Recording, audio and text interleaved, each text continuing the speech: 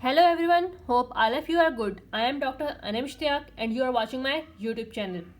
Topic शुरू करने से पहले आप सबसे रिक्वेस्ट है कि मेरे इस चैनल को आप सब्सक्राइब करें, लाइक करें, कमेंट करें और शेयर सबसे ज़्यादा करें ताकि मेरी इस वीडियो में जो इन्फॉर्मेशन है वो सब तक पहुंचे। ठीक है, आज का जो हमारा टॉपिक है वो है how to prevent heart attack. Heart attack से कैसे बचा जाए। ठीक है,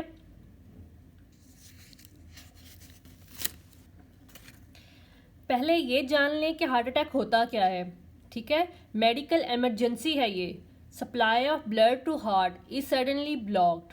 ठीक, अब क्या है कि आपके जो हार्ट है उसके मसल्स का एक प्रॉपर फंक्शन होता है। ठीक है, मसल्स जो है बॉडी के अंदर उसमें टिश्यू सेल्स हर एक अपना एक प्रॉपर फंक्शन होता है। ठीक है, अब हार्ट का क्या है कि हार्ट के अंदर जितना भी बॉडी का गंदा खून जिसे हम डीऑक्सीजनेटेड ब्लड कहते हैं वो आता है। फिर क्या होता है कि वो जो डीऑक्सीजनेटेड ब्लड है हार्ट में से लंग्स में यानी कि फेफड़ों में जाता है, वहाँ जाके वो कन्वर्ट होता है ऑक्सीजनेटेड ब्लड में। ठीक है, तो ऑक्सीजनेटेड ब्लड जब लंग्स से या फेफड़ों से दोबारा आता है हार्ट के अंदर।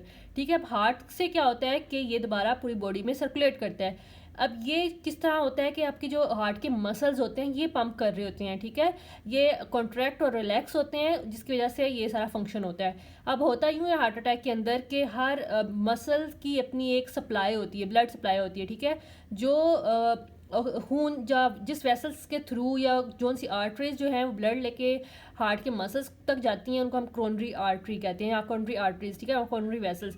अब होता यूँ है कि जब क्रोनरी आर्टरी की ब्लॉकेज हो जाती है, ठीक है, कोई क्लॉट हो जाता है उसकी एकदम से क्या होता है कि ब्लड सप्लाई खत्म हो जाती है मसल्स के, हार्ट के मसल्स की। ठीक है, स्पेसिफिक एक जगह की कोई भी, तो क्या होता है उसे हम उसमें पेन शुरू हो जाती है एकदम से पेन, जिसे हम कहते हैं हार्ट अटैक। हार्ट अटैक क्या है कि जो सप्लाई है ब्लड की, supply of blood to heart is suddenly blocked. ठीक है, चलें फिर आगे चलते हैं।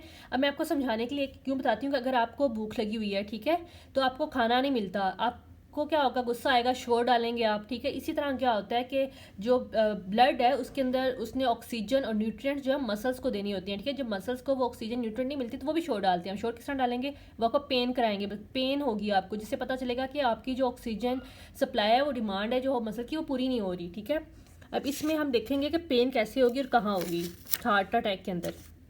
देखें, यहाँ पे आपकी जो था ब्लड सप्लाई जो था एकदम से किसी कोरोनरी आर्टरी के अंदर ब्लॉकेज हुई। अब क्या है कि वो ब्लड सप्लाई जो है एकदम से रुक गया है मसल्स को। ठीक है, फिर क्या पेन शुरू होगी, स्कीमिक पेन। ठीक है, अब वो पेन कहाँ कहाँ होगी, ठीक है, आपके जो है वो लेफ्ट साइड पे टीथ में, लोअर जा में, नेक में, शोल्डर में, लेफ्ट आर्म में। ठीक है, अब ये सब स्टर्नल पेन, या आपके हम कहेंगे कि सीने में, आपके बाएं बाजू में, गले में, और आपके ये जो है जबड़े में और दांतों में। ठीक है, आपको दर्द होगी और ये रेडिएट करती है यानी कि ऐसे जाएगी। ठीक है, तो इसमें क्या है कि बहुत प्रेशराइज, आपको लगेगा कि इसमें बहुत ज़्यादा प्रेशर डाला है, बहुत स्वेयर पेन है। ये पेन कंटिन्यूस होती है, ख़त्म बिल्कुल नहीं होती, आप बैठे जो मर्जी करें ये दर्द जो है बहुत स्वेयर होती है। ठीक है, अब इसके साथ साथ जो है वो कौन कौन से सिम्टम्स होते हैं। ठीक है, इसके साथ साथ क्या क्या होता है, शॉर्टनेस ऑफ ब्रेथ होती है। ठीक है, नोजिया यानी कि आपका दिल खराब होगा, स्वेटिंग, आपको बहुत ज़्यादा पसीना आएगा, डिजनेस, चक्कर आएंगे, साथ लाइट हेडेडनेस, साथ साथ थोड़ी थोड़ी आपकी सर दर्द भी होगी। ठीक है, आप फटीग, आपको थकावट होगी। ठीक है, ये तो होगी आपके हार्ट अटैक के अंदर आपको क्या क्या होगा। ठीक है, कैसे आपकी सिम्टम्स होते हैं, फीलिंग्स। अब आगे चलते हैं। जब मैंने ये टॉपिक बनाया मैंने सोचा कि आपको ये ना एक चीज़ बहुत बहुत ज़रूरी है, बहुत इंपॉर्टेंट है। जो लोग ये वीडियोस देख रहे हैं उनके लिए उनको तो सबसे ज़्यादा फ़ायदा ज़रूर होगा। ठीक है, अब फ़ायदा क्या है कि अगर आपको ये फीलिंग्स, या आपको पता है कि अब आपको पता चल चुका है कि हार्ट अटैक कैसे होता है और ये क्या होगा, अब आपको ये तो पता चल गया। अब आपको, आप ऑफिस में बैठे हैं, घर में बैठे हैं, कहीं भी बैठे हैं, अगर आपको एकदम से ये हार्ट अटैक खुदा न खास्ता होता है तो आपने क्या करना है। ठीक है, उस वक्त तो आपने क्या करना है, अपने हर time as a life saving जो मेडिसिन है जो हार्ट अटैक है तो एस्प्रिन है, यानी कि डिस्प्रिन ब्रांड, इसके अंदर एस्प्रिन होता है 300 mg यानी एक गोली, वो आपने खानी है। ठीक है, ये जो है ये आपका जो क्लॉट जिसकी वजह से आपकी जो ब्लड वेसल ब्लॉक हो गई है उसको खोल देगा। ठीक है, क्लॉट को डिजोल्व करने में हेल्प करेगा। तो उसके बाद आपने सबसे पहले अगर आपने डिस्प्रिन ले ली या एस्प्रिन ले ली, आपने लेनी कैसे है, एक टैबलेट आपने दांत में रखनी है, चबानी है उसे, ज़बान के नीचे रखनी है। ठीक है, या चबा लें, तो आपको ये एक लाइफ सेविंग है जो मैं आपको बता रही हूँ, और इससे आपकी लाइफ बच सकती है हार्ट अटैक के अंदर। ठीक है, क्योंकि सबसे बहुत ज़रूरी जो हार्ट अटैक के अंदर होता है ना वो है टाइम मैनेजमेंट। ठीक है, आपको वक्त पे अगर ट्रीटमेंट मिल जाए तो एस्प्रिन जो है आपके फटाफट लें ताकि ये क्लॉट जो है ये आपकी जो इसको इससे पहले कि वो बहुत ज़्यादा प्रोग्रेस करके वर्स की तरफ जाए, आप इसको प्रिवेंट कर लें। अच्छा, इसको आपने फिर उसके बाद क्या है, एम्बुलेंस को कॉल करनी है और आपने हॉस्पिटल जाना है, इमरजेंसी डिपार्टमेंट, ताकि आपकी फर्स्ट एड शुरू हो, फटाफट आपकी जो ट्रीटमेंट आपको मिले, ठीक है। हॉस्पिटल वालों ने आपको क्या करना होता है, आपको एंटी प्लेटलेट्स देने होते हैं, ठीक है, और जो भी आगे उनकी जो ट्रीटमेंट्स होती हैं, ठीक है, उस पर हम डिटेल में नहीं जाते, ठीक है, वो शुरू हो जाए प्रॉपर टाइम पे, तो आपका जो है ना लाइफ जो है सेफ हो सके। आगे चलते हैं, हमारा मेन जो टॉपिक था how to prevent heart attack, ठीक है। तो हार्ट अटैक हम कैसे बच सकते हैं, ये बचा सकते हैं हार्ट अटैक से, ठीक है। तो उसके लिए क्या है कि आपको रिस्क फैक्टर्स पता हों कि रिस्क फैक्टर्स कौन कौन से हैं। रिस्क फैक्टर्स हैं कि अगर आपको ये पता होंगे तो कौन से रिस्क फैक्टर्स ऐसे हैं जिसको अवॉइड करके या जिसको ठीक करके हम बच सकते हैं, कुछ ऐसे होते हैं जो अनअवॉइड जिसको हम नहीं ठीक कर सकते। लाइक फैमिली हिस्ट्री, आपकी फैमिली हिस्ट्री बहुत मैटर करती है हार्ट अटैक। जैसे आपके अगर फैमिली में हार्ट अटैक किसी और को भी होता है, आपको भी होने के चांसेस है, लेकिन किन लोगों को, देखिए फर्स्ट डिग्री रिलेटिव्स में कौन लोग आते हैं, फर्स्ट डिग्री रिलेटिव्स में वो लोग आते हैं जैसे आपके माँ बाप बहन भाई, अगर उनको किसी को हार्ट अटैक हुआ है तो इसका मतलब बहुत ज़्यादा चांस है कि आपको भी हार्ट अटैक होगा, ठीक है। A male relative under 55 years of age, अगर जो कोई भी आदमी है उसकी एज इससे कम है और उसको हार्ट अटैक हुआ है तो आपके अंदर इसका मतलब रिस्क फैक्टर प्रेजेंट है। अगर फीमेल है उसकी एज जो है वो 65 के अंडर है, ठीक है, उसको हार्ट अटैक की हिस्ट्री, अगर उसको आपकी फैमिली में किसी को हार्ट अटैक है तो आपके अंदर जो रिस्क फैक्टर है फैमिली का वो पॉजिटिव है, ठीक है।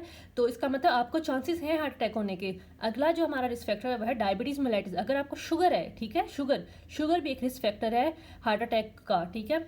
दूसरा मोस्ट कॉमन जो मोस्ट कॉमन रिस्क फैक्टर है वो हाइपर टेंशन, जिन लोगों को हाइपर टेंशन है उनको बहुत बहुत बहुत ज़्यादा चांसेस होते हैं हार्ट अटैक होने के। एज की तरफ चलते हैं। अब ये जो आदमियों में आपने सुना होगा हार्ट अटैक या देखा भी होगा, हार्ट अटैक जो आदमियों में बहुत ज़्यादा होता है, औरतों में बहुत कम, वो बहुत कम औरतें हैं जो हार्ट अटैक से मरती हैं, ज़्यादातर आदमी ही हैं जो हार्ट अटैक से मरते हैं, ठीक है।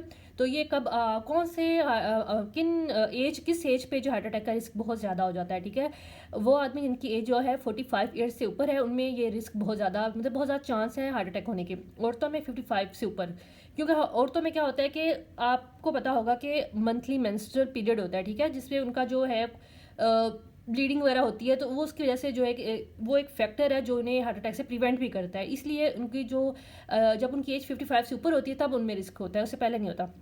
हाइपरलिपिडीमिया, ठीक है, हाइपरलिपिडीमिया क्या, आपकी ब्लड के अंदर लिपिड का लेवल अगर बहुत ज़्यादा हो जाता है तो आप डेंजरस ये लेवल है आपका हार्ट अटैक, मतलब आपको बहुत ज़्यादा चांस है आपको हार्ट अटैक होने का, ठीक है। तो लो डेंसिटी लिपोप्रोटीन अगर आपकी हाई है तो आपको बहुत बहुत ज़्यादा चांस हार्ट अटैक होने के, ठीक है। ये क्या होता है कि आपकी जो वेसल्स हैं ना उसके अंदर ये लिपिड ये जो चीज़ें जाके ना प्लेग बनता है, ठीक है। तो ये जाके ना ये सारी चीज़ें जो है ना ये क्लॉट बनाती हैं, कोलेस्ट्रॉल, ये सारी चीज़ें जिसकी वजह से ये हार्ट अटैक वेसल्स को ब्लॉक करती हैं, ठीक है। आगे चलते हैं। आगे जो है वो है स्मोकिंग। ये बहुत जो है लोग करते हैं स्मोकिंग, इवन यंग पेशेंट्स, मतलब ज़्यादातर ये यंग, और फिर जब आप शुरू करते हो ये स्मोकिंग एक दफ़ा शुरू हो जाए तो ये फिर हैबिट बदलना बहुत मुश्किल होता है। आपको जो है ना इसकी आदत हो जाती है, आपकी बॉडी डिमांड करती है, इसके अंदर निकोटीन होता है, आपकी बॉडी कहती है मुझे चाहिए। तो आप अगर आप ये स्मोकिंग छोड़ते भी हो ना तो आपकी बॉडी जो है ना उसमें सिम्टम्स आने लगते हैं। तो स्मोकिंग बहुत बड़ा फैक्टर होता है जो आपके ब्लड के अंदर जो है ना आपकी वैसे जिसे हम कहते हैं खून जो है वो गाढ़ा हो गया, थिक हो गया, क्लॉट, ये जो ज़्यादा चीज़ें स्मोकिंग की वजह से होती हैं, ठीक है। दूसरी अगली चीज़ है कि फिजिकल इनएक्टिविटी। आपका लाइफस्टाइल ऐसा है कि आप ऑफिस में हो या कहीं भी हो, आप बस बैठे रहते हो, कोई काम नहीं, चलते फिरते नहीं हो, तो आप भी बहुत ज़्यादा रिस्क पे हो हार्ट अटैक के, ठीक है। तो अगली चीज़ है शराब, ठीक है, अल्कोहल। अगर आप बहुत ज़्यादा शराब पीते हो तो आपका हार्ट अटैक के चांसेस बहुत ज़्यादा है। अगर आप फ्रेश फ्रूट्स वेजिटेबल्स नहीं लेते अपनी डाइट में तो भी आप बहुत रिस्क पे हो। अगली चीज़ आती है इमोशनल स्ट्रेस। आपने ड्रामों में देखा होगा कि किसी को भी कोई सैड न्यूज़ एकदम से मिली, इमोशनल स्ट्रेस, उसका हार्ट जो था वो एकदम से जो है वो उसे हार्ट अटैक हो गया, ठीक है। तो इमोशनल स्ट्रेस भी बहुत बड़ा एक रिस्क फैक्टर होता है। अच्छा, अब हम चलते हैं कि ये अब हमें पता चल गया कि रिस्क फैक्टर्स क्या क्या हैं और किन लोगों में हार्ट अटैक होने के कितने चांसेस हैं, ठीक है, कि कौन ज़्यादा रिस्क, एक नॉर्मल बंदा और जिसकी एज कितनी है और उसमें जो है ये, ठीक है। तो अगर हम इन चीज़ों को छोड़ दें, लाइक अगर ये रिस्क फैक्टर्स हमें बताएंगे कि अगर हम स्मोकिंग छोड़ दें तो हम बच सकते हैं, मतलब अगर हमारा रिस्क कम हो सकता है, ठीक है, उसके हार्ट अटैक का। आगे चलते हैं स्क्रीनिंग टेस्ट, ठीक है। अब स्क्रीनिंग टेस्ट क्या चीज़ है, आप शायद ना जानते हो स्क्रीनिंग टेस्ट क्या है, या कुछ लोग जानते भी होंगे स्क्रीनिंग टेस्ट क्या है। स्क्रीनिंग टेस्ट ये होता है कि नॉर्मल इंसान, ठीक है, एक उसको कोई बीमारी नहीं है, कोई कुछ नहीं है, उनमें हम टेस्ट करवाते हैं ये देखने के लिए कि कहीं उनको आगे जाके वो आगे जाके वो डिजीज़ ना हो जाए, ठीक है, उस डिजीज़ को शुरू में प्रिवेंट कर लेते हैं, बचा लेते हैं उस बीमारी से। लाइक जैसे अगर हार्ट अटैक है, तो हार्ट अटैक अगर एक बंदे को होना है तो हमें ये अगर ये टेस्ट करवाएंगे तो हमें पता चल जाएगा कि इस बंदे को हार्ट अटैक होने के कितने चांसेस है, इसके बंदे को हार्ट अटैक हो सकता है। तो फिर हम क्या करेंगे, वो चीज़ें करेंगे, वो कुछ ऐसी चीज़ें करेंगे कि उस बंदे को हम हार्ट अटैक से बचा सकें, ठीक है। अब ये स्क्रीन टेस्ट है, वो टेस्ट करवाएंगे कि हम एक नॉर्मल पॉपुलेशन किसी में भी स्क्रीन टेस्ट कराएंगे, ठीक है। अब इसमें क्या है, हम सबसे पहले कोलेस्ट्रॉल लेवल आपका बॉडी का चेक करेंगे। कोलेस्ट्रॉल लेवल का उसमें दो चीज़ें आ जाती हैं, ठीक है, लो डेंसिटी लिपोप्रोटीन और एक होती है हाई डेंसिटी लिपोप्रोटीन, ठीक है। जो लो डेंसिटी लिपोप्रोटीन है ना, ये बहुत बैड, बहुत बुरी होती है आपकी बॉडी के लिए। ये अगर आपकी ये बहुत अगर ज़्यादा है तो आपको बहुत ज़्यादा चांसेस होते हैं कि आप हार्ट अटैक होगा। इसका जो लेवल है जो हमें रखना चाहिए वो 60 से कम होना चाहिए, इसका बॉडी के अंदर लेवल जो है, ठीक है, लो डेंसिटी लिपोप्रोटीन का।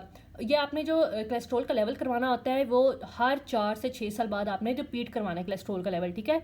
ये नॉर्मल पॉपुलेशन के अंदर देखने के लिए कि कोलेस्ट्रॉल कितना है आपकी बॉडी का। जो हाई डेंसिटी लिपोप्रोटीन्स हैं ये बहुत गुड होते हैं। अब ये क्यों गुड होते हैं, ये अब्जॉर्ब करते हैं कोलेस्ट्रॉल को और कैरिड करते हैं बैक टू द लीवर, जहाँ से फ्लश होता है फ्रॉम द बॉडी, ठीक है। तो हाई डेंसिटी लिपोप्रोटीन ने क्या करना है कि आप कोलेस्ट्रॉल जो आपकी बॉडी से निकाल के ना, एक्स्ट्रा जो होता है जो आप वो बॉडी से निकाल देता है, ठीक है, तो अच्छा होता है। आगे है ब्लड ग्लूकोज लेवल। अगर ब्लड ग्लूकोज लेवल में आपका शुगर लेवल चेक करते हैं, ठीक है। एक बंदा जो मोटा है और जो है उसको जो शुगर होने के चांसेस बहुत ज़्यादा होते हैं ओबीज पेशेंट में, ठीक है। तो अगर एक बंदा ओबीज है तो आपका उसका जो ब्लड ग्लूकोज लेवल आपने स्टार्ट करना है टेस्ट का वो 40 एज पे, ठीक है, 40 एज पे आप उसका करोगे, 40 ईयर्स ऑफ एज पे, और फिर रिपीट करोगे एवरी 3 ईयर्स, ठीक है। उसका दे अब amount of C reactive proteins in blood, ठीक है। ये अब सी रिएक्टिव प्रोटीन जो ब्लड में अगर आपकी बढ़ जाए तो इसका मतलब होता है कि आपकी बॉडी में इन्फ्लेमेशन या स्वेलिंग की वजह से सी रिएक्टिव प्रोटीन बढ़ती है, ठीक है। ये भी आपको इंडिकेटर होता है कि आपकी बॉडी में कहीं क्लॉट्स तो नहीं बन रहे, प्लेग नहीं बन रहे, ठीक है।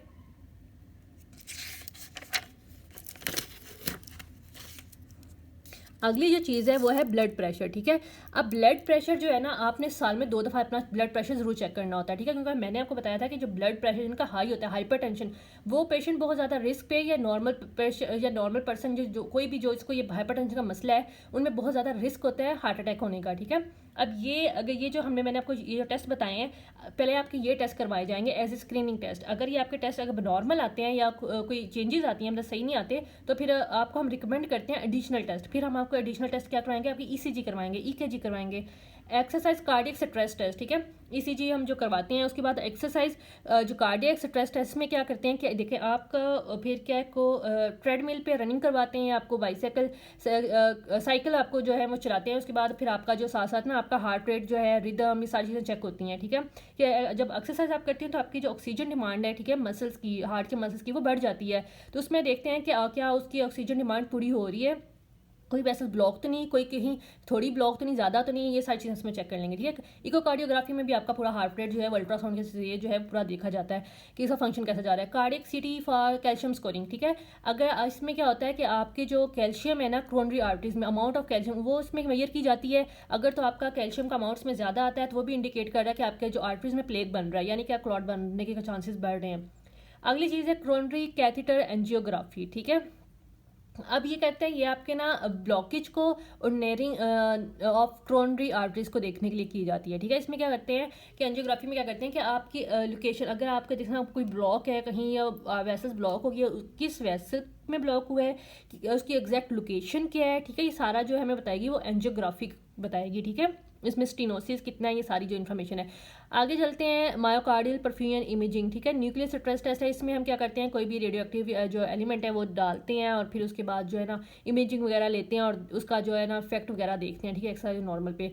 अच्छा, ये भी एक टेस्ट है। उसके बाद है कोरोनरी सिटी एंजियोग्राफी, ठीक है। इसमें भी हम सिटी करा वही डाई डाल के सिटी करा के वो जो है ना इसमें वही लोकेशन वगैरह ये सारी जो है कोरोनरी की कोरोनरी आर्टरीज की जो है ना कंडीशन लोकेशन वगैरह देखते हैं, ठीक है। ये वो टेस्ट हैं जो आपकी आगे बताएंगे कि अगर आपकी जो आर्टरी है, कोरोनरी आर्टरी जो ब्लड सप्लाई है आपके हार्ट के मसल्स की, उसमें कहीं ब्लॉकेज तो नहीं आ रहा, कहीं प्लेग कोई क्लॉट तो नहीं बन रहा। अगर क्योंकि अगर देखें आपकी हार्ट ब्लॉक कंप्लीट ब्लॉक होने से पहले ना वो थोड़ा वहाँ एक जगह डिपॉजिट होना शुरू हो जाता है, क्लॉट बनना जहाँ हो रहा है, तो वो पता चल जाता है कि आपकी जो वैसल इतने परसेंट जो है ना उसमें ब्लॉकेज हो गई है, इतने परसेंट, 50%, 70%, ठीक है। ये एक अलग टॉपिक बन सकता है इसके ऊपर कि कितने परसेंट पे क्या ट्रीटमेंट देते हैं और कितने परसेंट पे क्या होगा, ठीक है। सर्जरी किन लोगों में हम करते हैं, ये दूसरी बात की जगह, ठीक है। चलो आगे चलते हैं फिर।